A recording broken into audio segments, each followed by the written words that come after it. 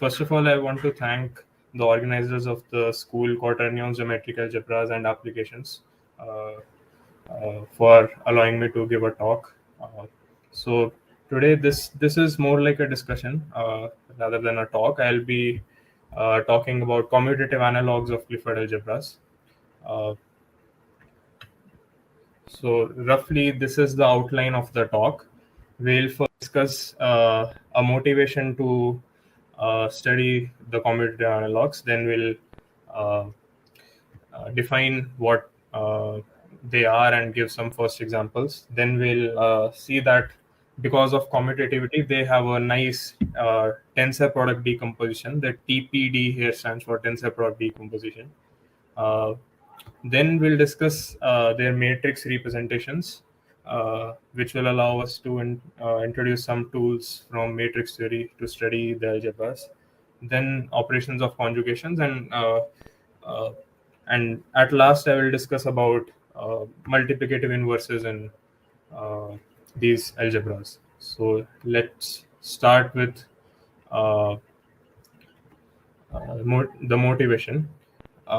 So if you work with some Clifford algebras, then you will see that there are some of their subalgebras which are actually commutative. So if you consider CL60, I apologize for this typo here. This is 60 instead of P and Q. Then if you consider the algebra generated by these three elements, it's commutative because the generators themselves, they commute. Okay, what have I written? So I haven't written it properly here, but the generators, they commute. E1256 and E1256 commutes with E1346. E1346 commutes with E2345. E2345 commutes with E1256. So they all commute with each other. Also they square to 1, so that's also interesting. So what you can do is you can think of them as a Clifford algebra and think of it as CL20, where the generators, they square to 1, but instead of anti-commuting, they commute this time. And this is such structures are what I'll call as commutative analogues of Clifford algebras. So I'll try to motivate them again as a generalization of complex and split complex numbers.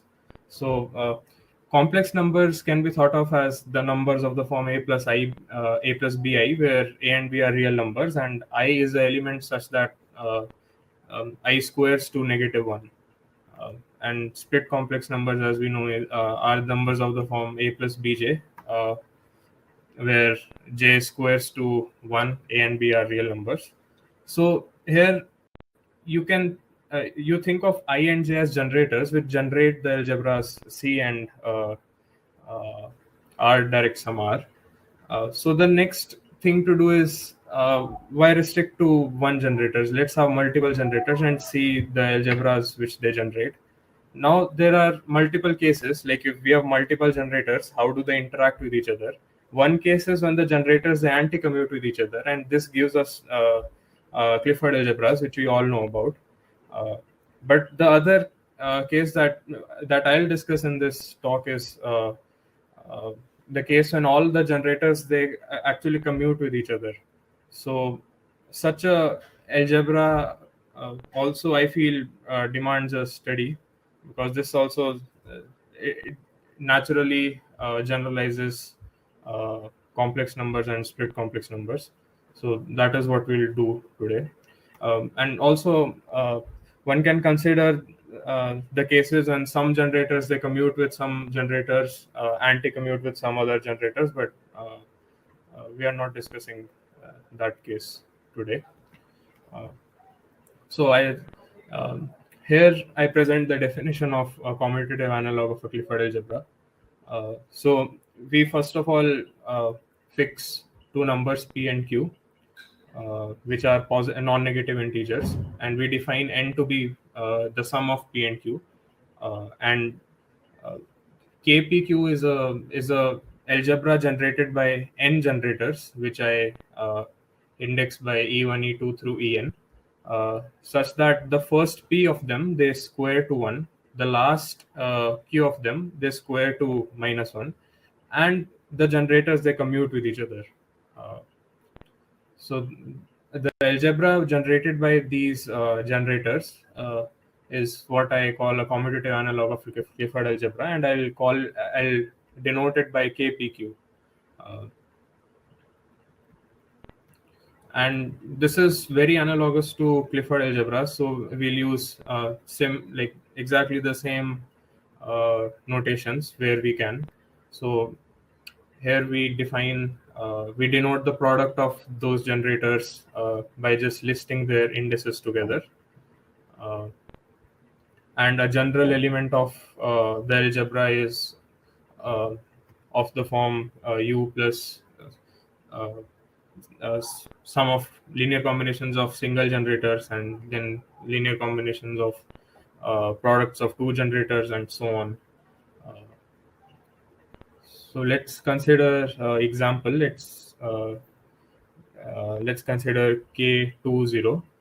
So a general element of K20 is A plus A1E1, A plus A2E2 plus A12E12. And let's multiply two elements to see how the multiplication looks like. So I have taken two elements in K20, and I look at their products. Because the product is associative and like bilinear, so I can expand out this product as this thing right here, and now we know that it's K20, so the generators, both of them, they square to 1, and if we use that, we can simplify the product as follows. And another remark which I want to make is that this algebra that I tried to motivate commutative analogues with is actually isomorphic to K20, because you can think of E1256 and E1346 as their generators, and they square to, both of the generators square to 1, and they commute with each other. I somehow have messed up this slide, haven't properly written down that they oh, actually I have written it down. They commute. My bad.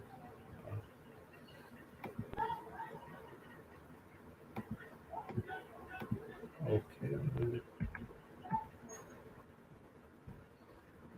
Yeah, so if the definition is clear to everybody, we can move on to the first amazing consequence of commutativity, which is that you can decompose these algebras as tensor product of algebras involving just one generator. So let's try to see why that happens. I'll try to naturally motivate that. So you take any element in K20, and then you can sort of factor out one generator, and that will allow you to express a general element in K20 as x plus y e2, where now x and y, instead of being real numbers, they are elements of K10. And now one can interpret this as extension of scalars from R to K10 in K10. So just quickly recalling that if R is a subring of S and M is a R module, then S tensored with M is a S module containing M. So this above observation 4 allows us to interpret K20 as extension of scalars from R in K10 to K10, and therefore, by this result, we can conclude that K10 tensored K10 is K20, and this result generalizes. So you start with any KPQ, arbitrary analog of Clifford, arbitrary commutative analog of Clifford algebras. And then any element of KPQ can be written as x plus y en. I have just factored out en, the generator en here, but you could have factored out any other generator, E1, E2, as your wish. Now here, once we factor out en, x and y are elements of kp prime q prime, where p prime plus q prime is n minus 1. Because you have taken out one generator, you have taken one generator out, so x and y only remain with n minus 1 generators, which is what I've written. Now, then again, just using the same argument which we used on the previous slide for K20, we can show that KPQ is extension of scalars from R to KP prime Q prime. And therefore, KPQ is isomorphic to KP prime Q prime tensored with K10 or KP prime Q prime tensored with K01, according to whether the generator you factored out squares to plus 1 or minus 1. And you can inductively use this argument again and again till you exhaust all the generators to show that general KPQ is isomorphic to tensor product of P K10s and Q K01s. This was stated by Professor Marchuk in his paper titled Demonstration, Representation, and Tensor Products of Clifford Algebras. I have it in the references. You can check it out when I showed the reference slide. So now what I want to do is I want to quickly make the argument, this extension of scalars, more rigorous, because we a priori have, we don't have a multiplication on a tensor product of algebras. So we have a multiplication on, say, KPQ and KP prime Q prime, K and K10. But like this is a tensor product of two algebras. So I want to just explicitly tell you what the multiplication would look like in a tensor product algebra. So to do that, I quickly recall what tensor product of algebras is.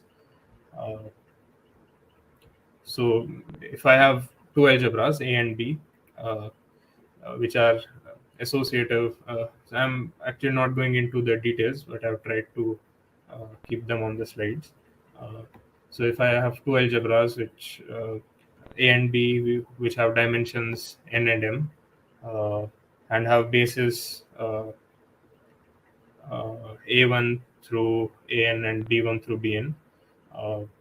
Now they are algebras, so first of all they are vector spaces. So I can consider their tensor product as vector spaces, which is the span of these elements.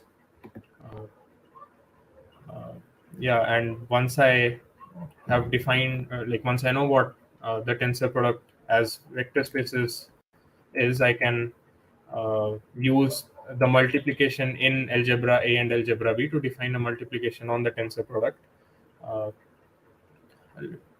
very naturally. It's like I take two elements in the two elements of this form in A and in the tensor product algebra A and B, and I define their product to be the product of A's tensored with product of B's. And then so this defines the multiplication on elements of these form, which are also known as pure tensors. And then you can extend the multiplication on all of all of the tensor product algebra by linearity. And so we discussed these what tensor product of two algebra is, but we can analogously consider tensor product of n algebras, which is we first think of them as vector spaces and consider their tensor product as vector spaces, and then use the multiplication in each of the algebras to endow the tensor product vector space with a multiplication and actually making it an algebra. So the multiplication is the same. You multiply the elements in the same vector space together, and then you take the tensor product. So once I have the prerequisites clear, I state the result that general KPQ is isomorphic to K10 tensored with itself p times, and then you tensor it with K01 tensored with itself q times. And the decomposition is unique up to permutations of productants, because tensor product is commutative, so you can shuffle the terms. So yeah, and giving another a more algebraic proof rather than the extension of Scalar's argument. This is the proof for this isomorphism. The proof is that you consider this identification, which is an isomorphism between the tensor product of K10s and K01s and KPQ. And the identification is that you map one in KPQ to the tensor product of ones. So it's like multiplicative identity gets mapped to the multiplicative identity, and you map the jth generator onto the jth place in this tensor product. So E2 maps to the tensor product of 1 with itself except E1 at the second place, and En maps to the tensor. Oh, there has to be a 1 here. Apologies. En maps to the tensor product of 1 with itself except En at the last position. And this is, one can check that this is a algebra isomorphism between these two algebras. I hope that's clear. I am audible and visible, right? I just want to confirm.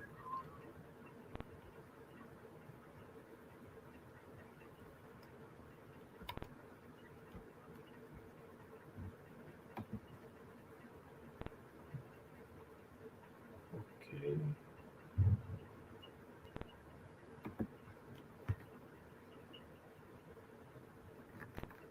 Guys, I'm audible and visible, right?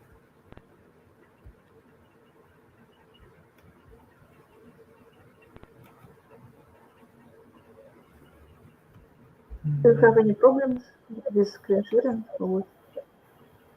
No, I just wanted to confirm if everything was going fine. My internet is a bit weak today. Yeah. Okay. Yeah, everything is okay. So now we know that general algebra KPQ is a tensor product of algebras K10 and K01s, and using that result will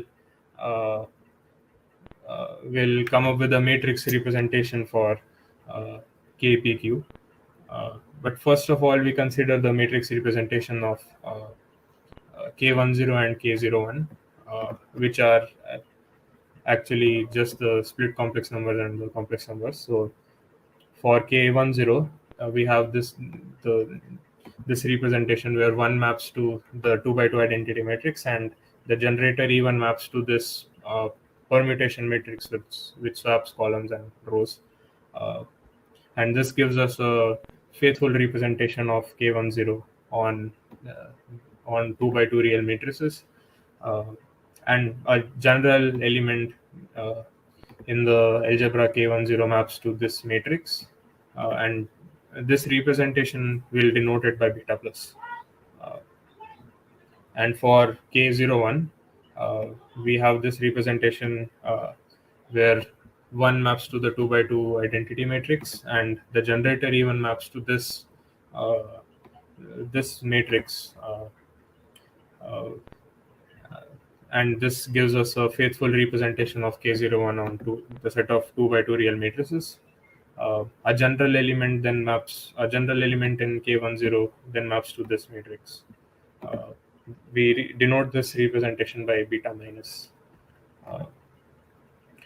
Now, what we'll do is we'll use the representations for K10 and K01 to define a representation for KPQ, because we know that KPQ is a tensor product of K10s and K01s.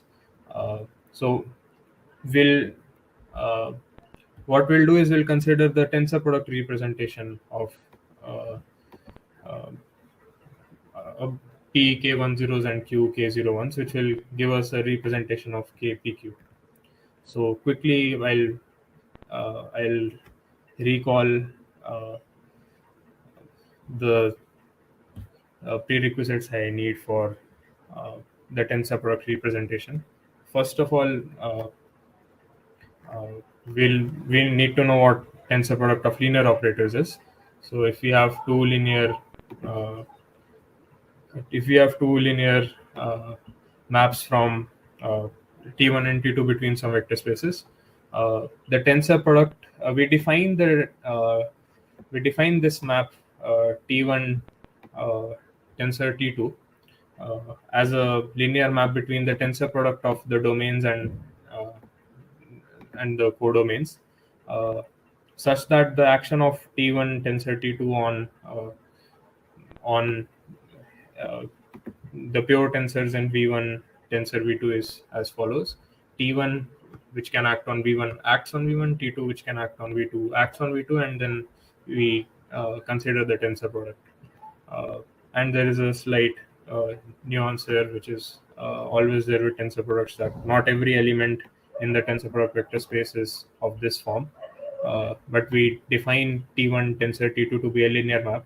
So a general element is a linear combination of such elements. And because T1 tensor T2 is linear, T1 tensor T2 applied to such a linear combination is a linear combination of T1 tensor T2 applied to such elements. Now we have defined the tensor product of two linear operators. Now linear operators always have a matrix. You can always correspond a matrix to a linear operator once you fix bases, of course. But if you know the matrix for T1 and the matrix for T2, how does the matrix for T1 tensor T2 look like? And the result is that the matrix for T1 tensor T2 is the Kronecker product of the matrices for the tensor product of the matrix corresponding to T1 and the tensor product of the matrix corresponding to T2. And the Kronecker product of matrices is defined as follows. So if you have two matrices A and B, their Kronecker product, here this is not a tensor product, although we are using the same notation, is defined to be this block matrix, where the matrix A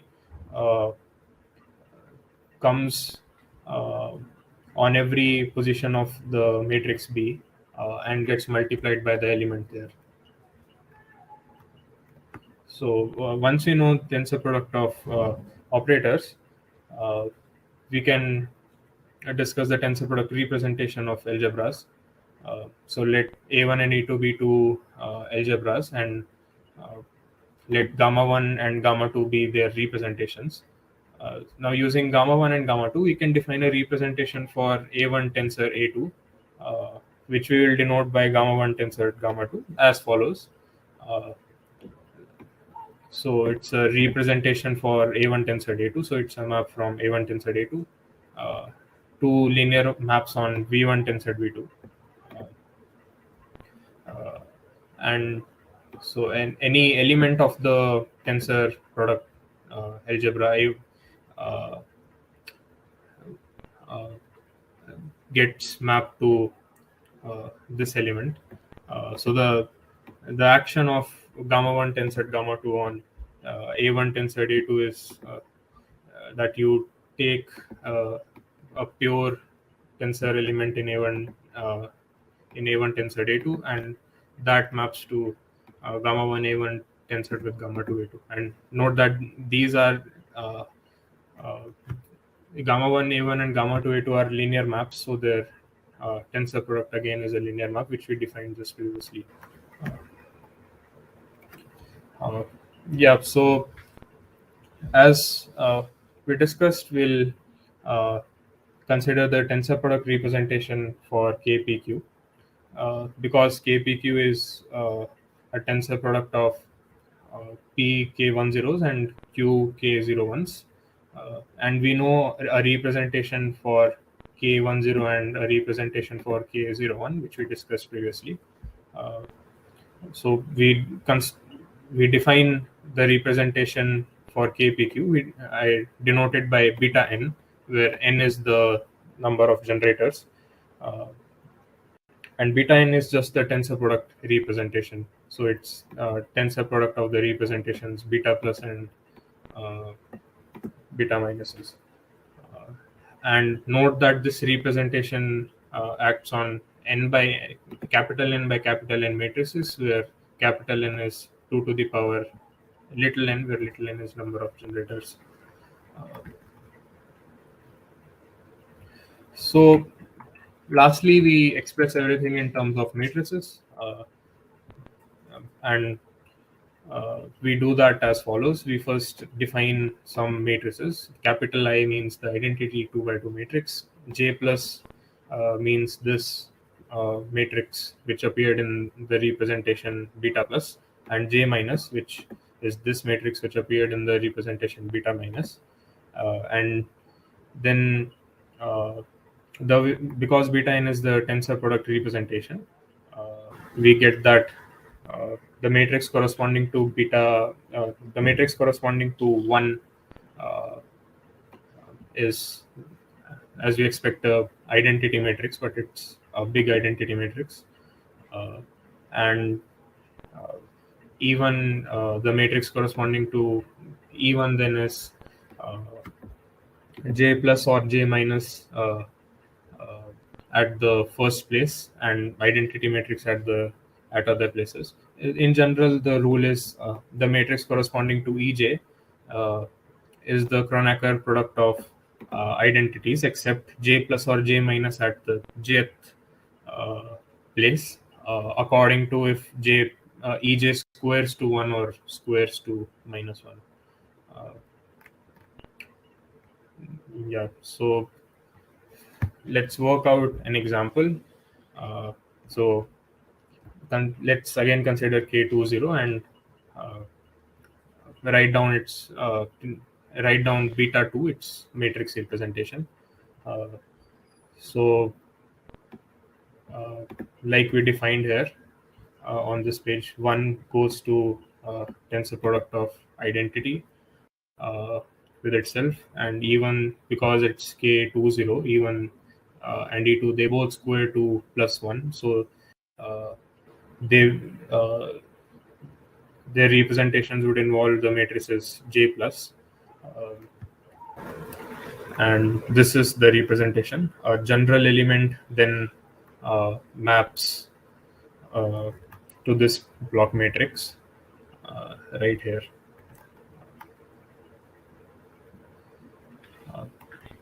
So once we have the matrix representations, we can do a lot of things. So like in Cameron's talk, he discussed notions of characteristic polynomials and determinant and trace associated with Clifford algebra elements. we can do the same with the algebras K, P, Q as well. We have a matrix representation beta n, which we define like this, and we can then associate notions of trace, determinant, and characteristic polynomials using this representation, just like we do for Clifford algebras.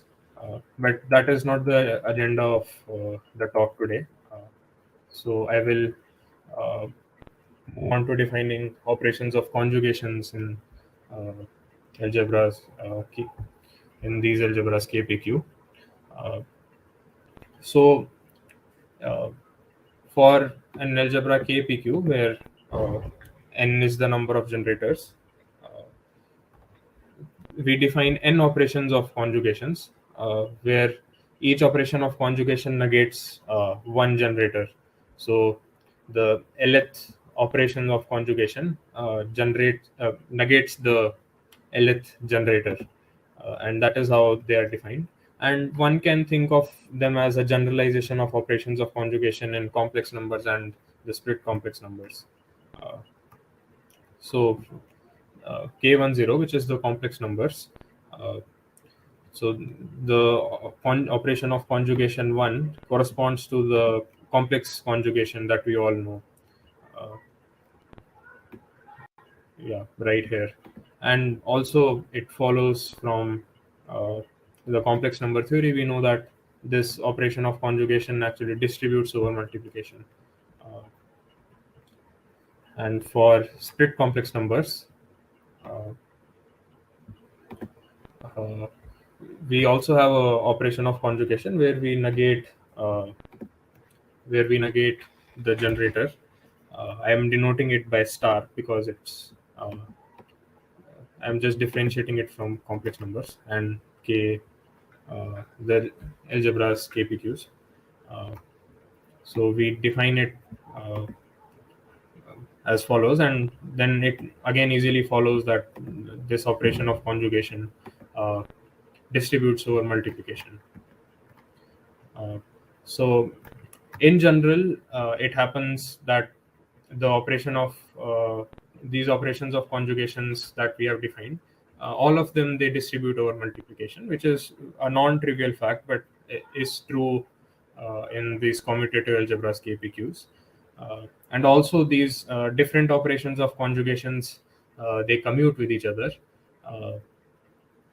because you are negating different generators, so they don't have anything to do with each other. So it doesn't matter if you commute if you negate the generator EA first and then EB, or you negate the generator EB first and then EA.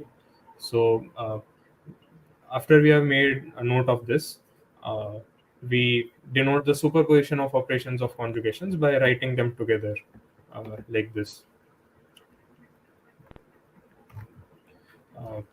So yeah, now after we have discussed operations of conjugations, I want to sort of give a application of these operations of conjugations, which is I will detect multiplicative inverses in these algebras KPQs. So quickly, let's define what a invertible element means. So you have an element in KPQ. It is said to be invertible if there exists element V such that UV is equal to VU is equal to 1, and we denote V by U inverse, like we do in abstract algebra. The same definition I've recalled. So to detect multiplicative inverses in a general algebra KPQ, let's take inspiration from complex numbers and split complex numbers.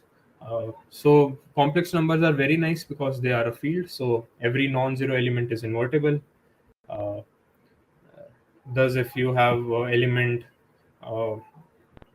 z which is not 0, its inverse is given by this formula, where the bar is complex conjugation, or you can use the operation of conjugation 1 we had defined in KPQ. For K10, the split complex numbers, they are not a field, so finding multiplicative inverses is a bit nuanced, but we don't find any complications. We actually find out that element in the split complex numbers is invertible if and only if this product Z times the conjugate of Z, very analogously with complex numbers. If this product is non-zero, then the inverse is given by this formula. And now we try to answer the question in general. So you take a general algebra KPQ, you fix some P and Q's non-negative and consider KPQ. Now recall that every element in KPQ can be written as in this form, x plus y ek, where you factor out any one of the generator and express u in this form. And now you consider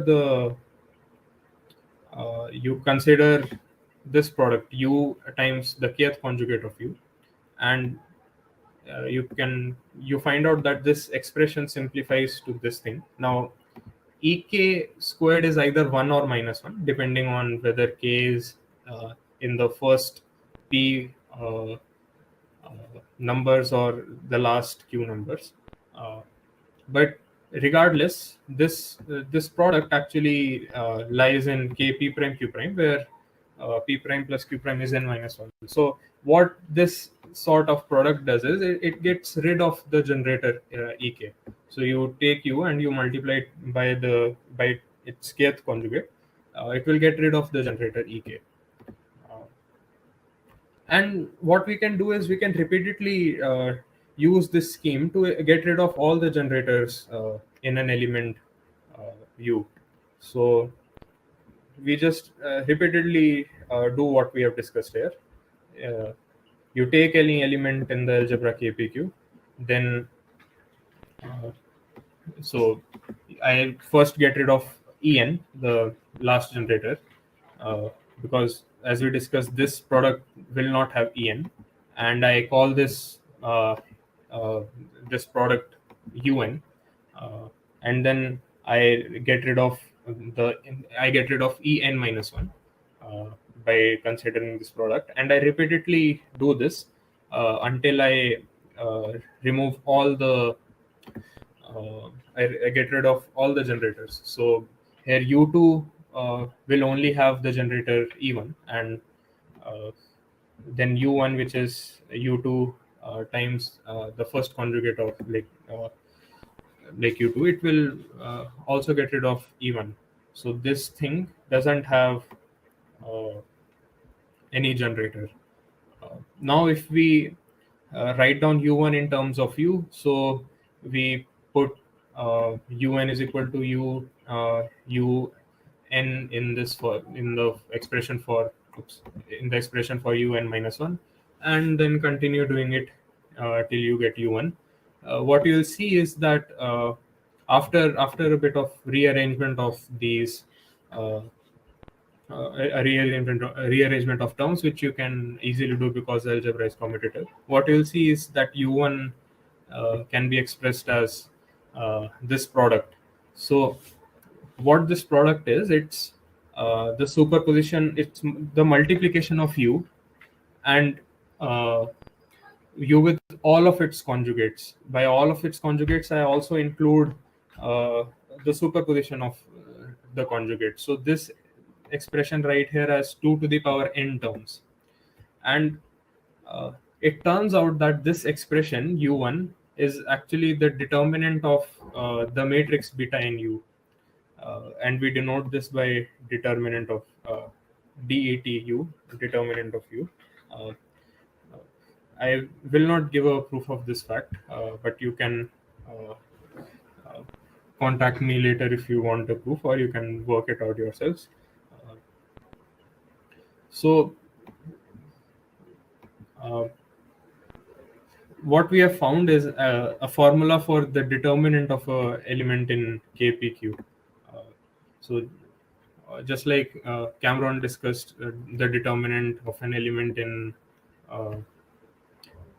Clifford algebras, you define the determinant of an element U to be determinant of the matrix corresponding to that element. Here we do the same using the representation beta n, and it follows that this determinant is actually this expression right here. So because it's the determinant, it detects multiplicative inverses, and it follows that an element in KPQ is invertible if and only if its determinant is non-zero. Actually, before going to the next slide, I think it would be worthwhile if we discuss the representations beta plus and beta minus. So I skipped a lot. Yeah.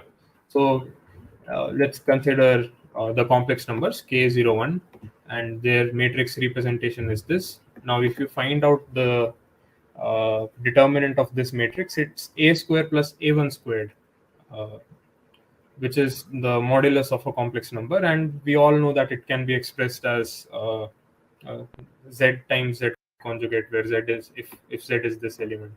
And similarly for the split complex numbers, a general element maps to this matrix.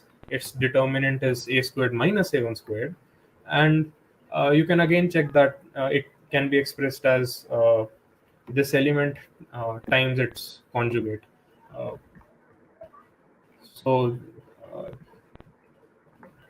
in general, for higher for bigger algebras KPQ, you get this expression.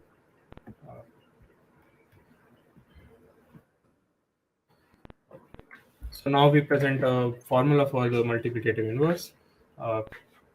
First, we note that the expression for determinant has this form. It's u times some other big product, which I denote f of u. So I call this product highlighted here as f of u, which is an element of KPQ. Now, if element u is invertible, then its determinant is non-zero, and we immediately get the inverse as follows. You can see that this is analogous to the expression of inverses in the complex numbers and split complex numbers case, which we discussed previously. And yeah, the reason I wanted to discuss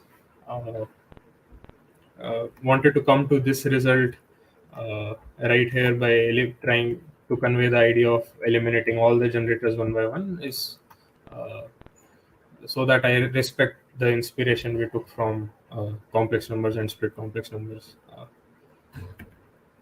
So yeah, I'm just writing down the expression, this expression for small n. So for n equals 1, it's the f of u is just the first like the only conjugate, and for n equals 2 you have more conjugates, and n equals 3 you have even more conjugates, and the formula for the inverse you can get by plugging f of u here. So yeah, that is what I wanted to discuss in the talk. So the first reference is what I referred to when I started describing tensor product representation of these algebras KPQ. You can check out this paper by Professor Marchuk, where he was tackling a different problem altogether, trying to classify tensor product of Clifford algebras, but he ends up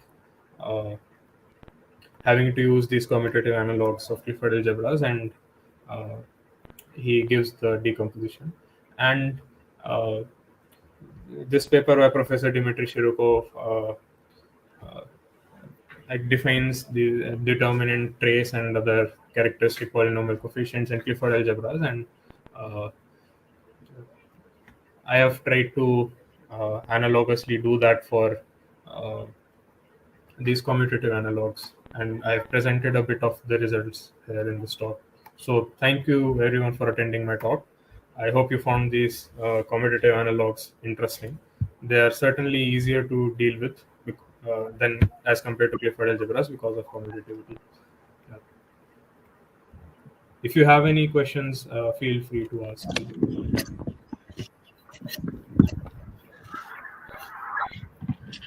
Okay, so thank you for interesting talk. I have one question, maybe Yes. maybe comment. You show us two matrix representation, beta plus and beta minus, for generators E1 and E2. Square is equal to plus 1 and minus 1. I think in some cases, I'm not sure that in the cases that you interested in, but in some cases it is more simple to use matrix representation using diagonal matrices. So you can consider diagonal matrices with plus and minus 1 on diagonal, or plus or minus I imaginary unit on diagonal, and in some cases it will be more simple. Yes, sir. That's a good point. I will think about those. But the interesting thing about these representations, beta plus and beta minus, is that they are the regular representation for these algebras. Okay, like for complex numbers, this is the regular representation. And for split complex numbers, this is the regular representation. So if I define beta n using these representations, beta plus and beta minus, you can show that this beta n itself is the regular representation of KPQ, which I haven't done in this talk, but I can discuss that with you later if you want. So that's the only special thing about these representations. Otherwise, I think I can use a lot more representations, and especially the diagonal matrix representations which you have told me. I will think about them. Thank you. And maybe one comment to you, and also to previous talker, to Ekaterina Filimoshna. From Ekaterina's talk, I understand that if you use NIRA set, then you use Clifford algebra as some kind of additional structure, and this additional structure do not definitely defined by the question, by the problem you interested in. So you define, you insert in the theory Clifford algebra by hands. I suppose this, but I'm not sure. I'm not specialist in NIRA set, but I suppose that it is possible to try to use not only ordinary Clifford algebra as Ekaterina do, but maybe it is possible to use more general Clifford algebra, that is tensor product of K PQ tensor product to Clifford PQ. As so this is generalized Clifford algebra that we can define considering general tensor products of Clifford algebras. Maybe this is only comment. I do not know. So. Yeah, thank you for your comment. I think I should think about it, and also this comment raises some other questions. I think about Lipschitz groups and all this KPQ and all the related stuff, and the relation to some a kind of orthogonal transformations and or maybe some other transformations. So there are a lot of questions here. Thank you for your comment. Okay, thank you very much. One more.